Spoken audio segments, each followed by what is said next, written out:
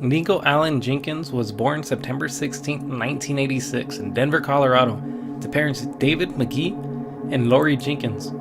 His father wasn't a big part of his life, and his mother, well, we'll get to her later. Nikko Jenkins was pretty much always a troubled kid. In 1993, at just the young age of 7, Nikko brought a .25 caliber handgun to Highland Elementary School. It took them 4 years to accuse Jenkins of the crime, but by the age of 11, he had already been accused of stealing 3 times. This was pretty much the last time Jenkins was ever free for a significant amount of time. In 1998, he was sent to a group home, but was quickly sent to youth detention center for hitting a minor with a clothes hanger and leaving whip marks on the child. Once Nikko was released from the detention center, he went to go live with his mother, but he was quickly sent right back for assaulting a kid with a knife. Nikko had caused so much trouble, his probation was revoked in August 2001, and he was sent to Youth Rehabilitation and Treatment Center.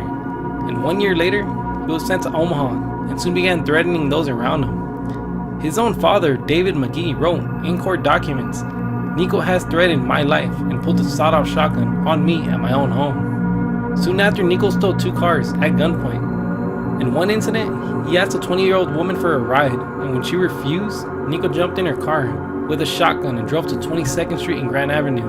There, he ordered her to get out. In 2003, Nikko was sent back to prison for the robberies and wasn't released for a decade. The violence didn't end in prison. He was always in and out of the hole, once for assaulting a guard on 4 Law at his grandmother's funeral. Another was for starting a prison riot. He was disciplined on several occasions for his tattoos, attacks on other inmates, making weapons out of toothbrushes.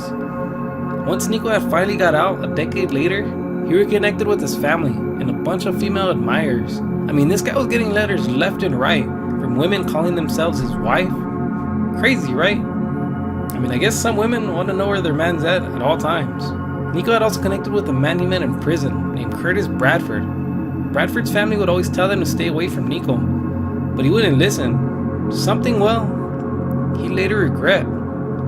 Just 11 days after he was released from prison for carjacking, Nikko's killing spree began, and the first of his victims were Juan Pena and George Roos. On August 11th, just 8 days later, Nikko had killed once again, and this time it was his friend he met in prison, Curtis Bradford. Bradford had just posted a picture of them just hours before Nikko shot him in the head. It was later revealed that Nikko killed Bradford because his sister was convinced that he was responsible for shooting their house up. And just 2 days later, Nikko pulled over a lady by the name of Andrea Kruger and shot her 4 times before stealing her car. On August 30th, Jenkins was finally arrested, but not for the murders. He was arrested for making terroristic threats, but by then, they had so much evidence against him. Realize I got Nikko Jenkins? Do you not realize that? I got Nikko Jenkins. I got you. What do you mean you got me? I got your DNA at the murder scene. I got your DNA in the car. Sir.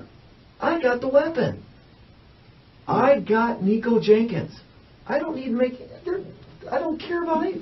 I just want other people that are involved in it. What the hell happened out there? And why? I already, I know who. I know what. I know when. I know where. And then when I talked to you earlier, you were saying stuff about a carjacking.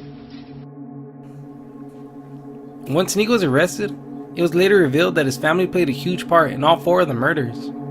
Nikko's sister, Erica Jenkins, and cousin, Christine Bordos, acted as prostitutes to lure Juan Pena and George Roos in. At first, it was supposed to be just a robbery, but Nikko had other plans. And fast forward 10 days later, Erica Jenkins, Christine Bordos, and now Nikko's uncle, Warren Levering, went looking for a car to steal and found Andrea Kruger on her way home from work. Both Nikko and Warren hopped out of the car and ordered Kruger to get out. And once she did, Nikko shot her 4 times before stealing her car.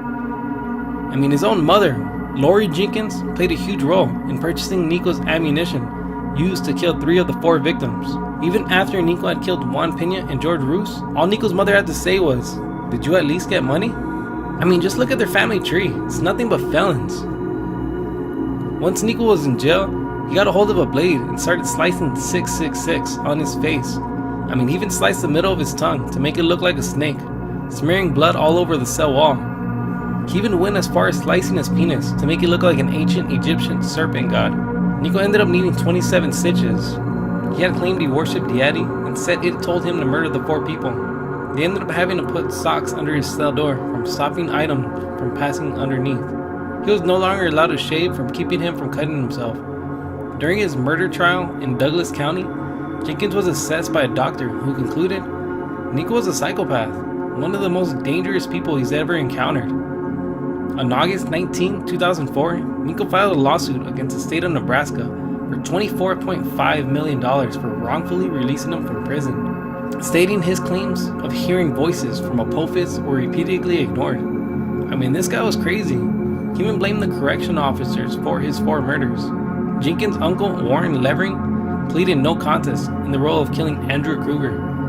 He ended up getting sentenced to 40 years in prison. Nikko's cousin, Christine Bordos, ended up only getting 20, but because she played a huge role in convicting Jenkins and several of his family members. Maloney Jenkins and Lori Sells, sister of Nikko and Erica Jenkins, also testified against them. Maloney's reasons stating that Erica had gotten her in so much trouble in the past.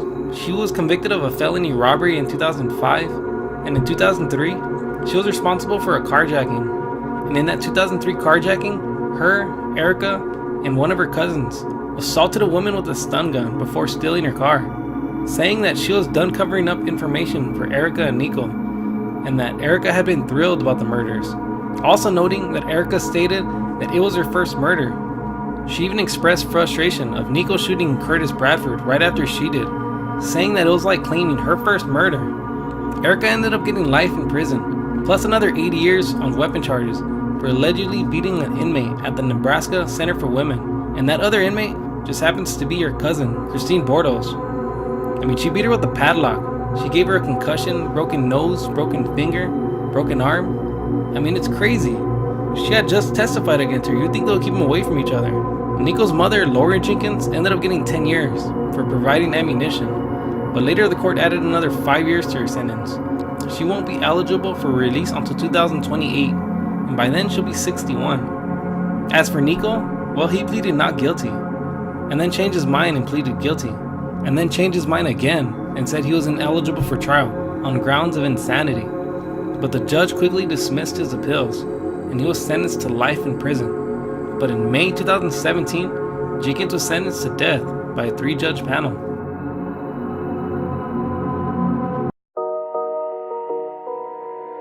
Alright guys, if you liked the video, go ahead and give it a big thumbs up. And if you like the content, go ahead and subscribe. If you have anybody else you'd like me to do next, go ahead and comment down below. Thank you for watching and see you in the next video.